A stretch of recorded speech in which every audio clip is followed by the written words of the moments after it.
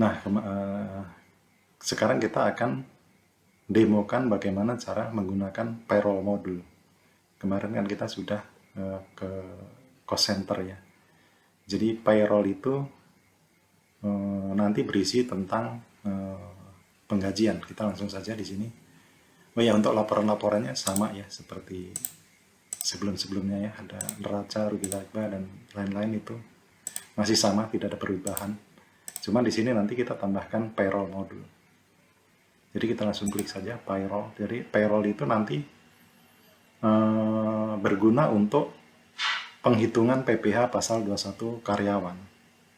Jadi kalau kita punya usaha, kita punya karyawan kan tentu saja harus bayar PPh pasal 21-nya. Nah, apa saja yang harus diisi pada saat kita menghitung PPh 21? Karena ini di modul ini kita bisa menghitung PPh pasal 21 yang harus dibayar dan berapa PPh yang dipotong ke masing-masing karyawan. Jadi sebelum kita menghitung, kita harus set up. Pertama adalah setup PTKP. PTKP yang berlaku saat ini masih PTKP tahun 2016 ya, tidak ada perubahan. Nanti kalau ada perubahan kita bisa rubah tarif PTKP-nya di sini. Terus kemudian ini adalah nama perusahaannya, alamat, terus kemudian NPWP, biaya jabatan juga ini saya rasa masih sama ya, 500.000. Ini sesuai dengan ketentuan ya, kita tidak bisa mengubah-ubah, jadi ya harus ada sesuai ketentuannya. Jadi setelah kita set up PTKP-nya, kemudian kita input data karyawannya.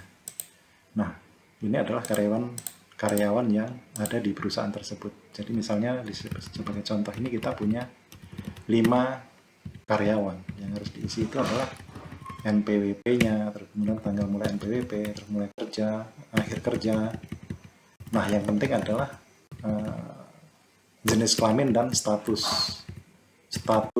karyawan tersebut ya. Ada K1, K2, K0 misalnya, atau TK0, itu nanti berpengaruh terhadap perhitungan PPh pasal 21-nya.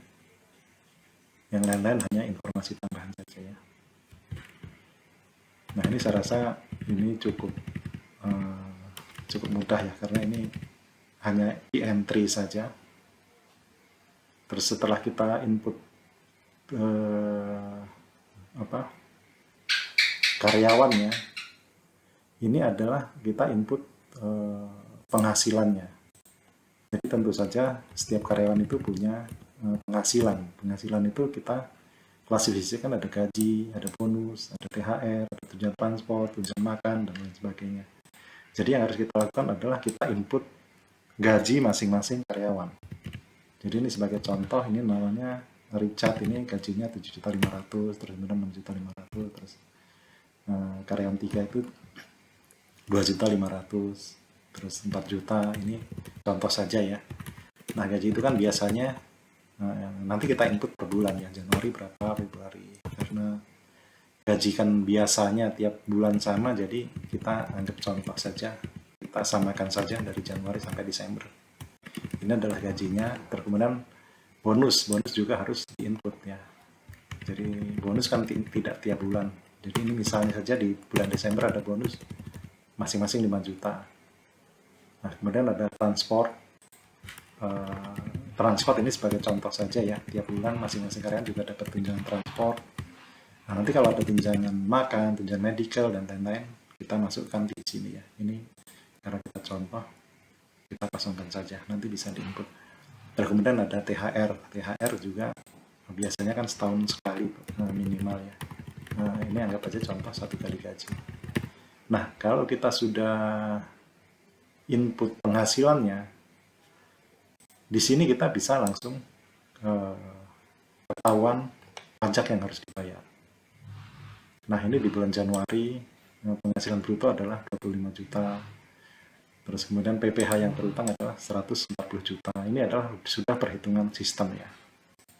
Jadi ini kita tidak perlu hitung ulang. Jadi ini sudah sistem yang hitung. Itu didapat dari di sini, nanti kita juga sudah siapkan ini adalah jurnal untuk masuk ke GL-nya ya. Jurnal itu ada debitnya apa, kreditnya apa. Ini kita sudah pre setup ya. Nah, nanti cowoknya bisa kita rubah kalau misalnya ini tidak sesuai. Tapi sebagai contoh ini kita sesuaikan saja.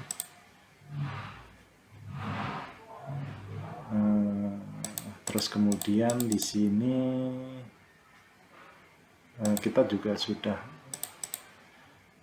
ada slip gaji ya, misalnya masing-masing orang gajinya berapa, ini nanti kita bisa ketahuan ya, ini masanya Januari.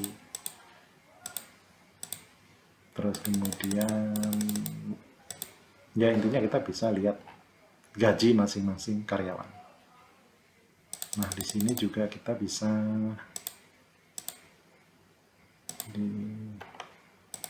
nah, itu sebenarnya rekapnya ada di sini ya. Rekap gaji masing-masing karyawan itu ada ketahuan di sini, Januari, Februari. Jadi misalnya karyawan itu gajinya berapa, transportnya berapa, nanti kita bisa sampaikan di sini juga. Terus potongan PPh 21-nya berapa per masing-masing karyawannya. Jadi ini cukup mudah ya saya rasa.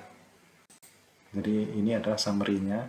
Jadi pajak yang harus kita bayar atau harus perusahaan bayar itu di bulan Januari adalah 140 juta, di Februari ada 140 ribu, kemudian di Maret juga 140 ribu, April 140 ribu, di Mei 805 ribu, karena di Mei kan ada THR tadi ya, di bulan Juni juga 140 ribu,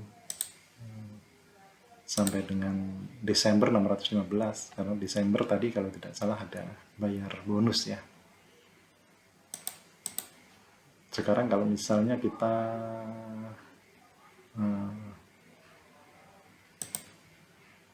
tambahkan tunjangan medical misalnya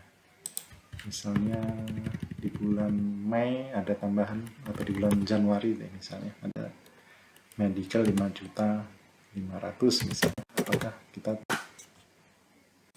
5.500.000. Nah, di Januari berubah ya, jadi 140.000 jadi 754 karena ada tunjangan yang dibayar.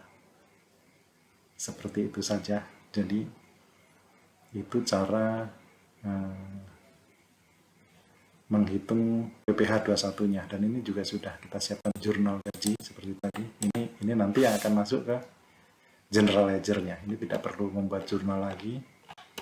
Kita sudah siapkan di sini, jadi nanti sudah otomatis masuk ke kita refresh saja, nanti sudah otomatis masuk ke laporan keuangannya. Di sini ya, di rugi laba. Di sini nanti sudah ada biaya gaji. Itu adalah 353.100 itu untuk dari Januari sampai Desember. Seperti itu. Itu untuk PPh pasal payroll dan PPh pasal 21-nya. Untuk selanjutnya mungkin nanti kita akan masuk ke modul manufaktur ya. Jadi untuk PPh 21 hanya seperti itu.